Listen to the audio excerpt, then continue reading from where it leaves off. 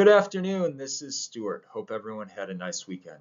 On today's update, we'll discuss the resumption in U.S.-China trade hostilities centered around rare earths, the cryptocurrency washout on Friday and risks of too much leverage, as well as the latest in artificial intelligence.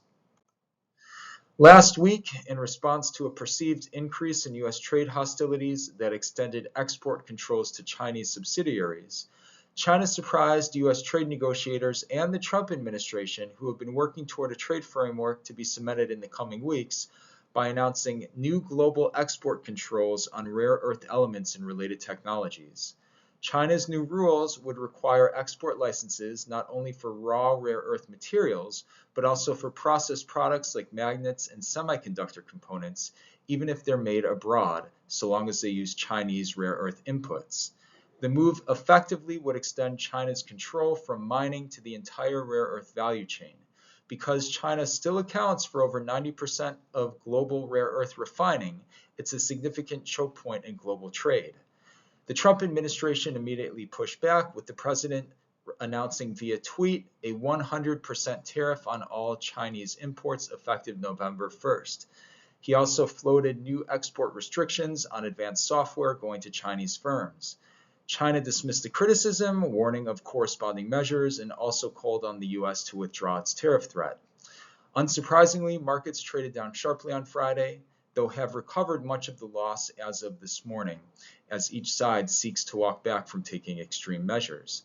We think that the two sides both have too much to lose from a maximalist trade war, but the last few days do highlight the nascent risk and likely structural changes to the global trade landscape.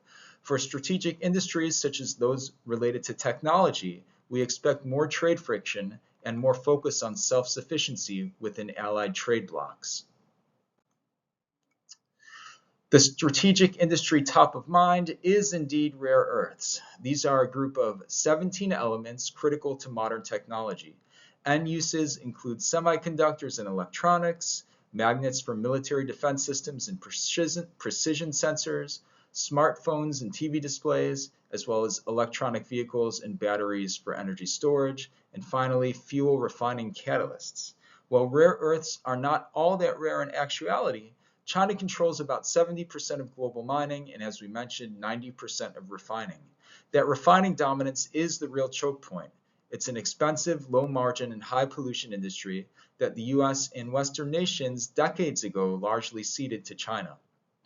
Given the rise in trade frictions, we think there will be a geostrategic imperative for the US and allied countries to accelerate efforts to reshore mining and refining of rare earths. We're actively reviewing and analyzing potential investments in the space. One casualty of Friday's surprise market move was some of the riskier pockets in the crypto space, which is an area we admittedly don't cover often. However, we wanted to mention last week's move to briefly highlight the risk of excessive leverage. According to market analysts, crypto traders saw over 19 billion of forced liquidations on Friday, with some 1.6 million accounts getting wiped out.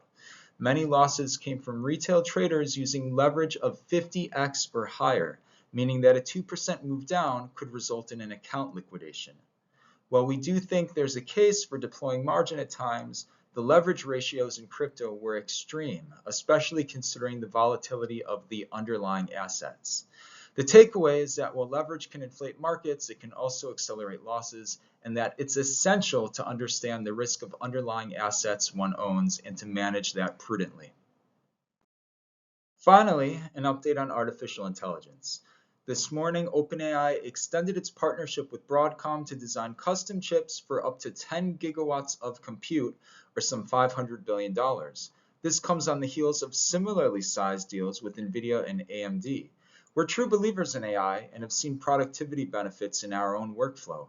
Still, there's a question as to how the multi-trillion dollars of spending commitments will get financed. In any event, these deals underscore how compute capacity as well as electric power are the key bottlenecks at the moment. Looking further ahead, several articles of late have highlighted the next frontier in AI, world models, which are AI systems that promise to simulate how the physical world actually behaves. These models build an internal understanding of physics, cause and effect in time, allowing AI to reason, plan, and test what-if scenarios before acting. Though still in their infancy, AI leaders from Elon Musk to Jensen Huang believe that world models will be key to applying AI to industrial purposes like autonomous manufacturing, advanced robotics, and driverless vehicles.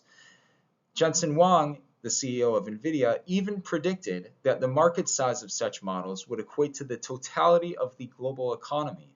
We'll take that with a grain of salt for now, but safe to say that the implementation of AI into the physical world will be a key investment theme to follow. As always, please feel free to reach out with any questions. Thank you and have a great week.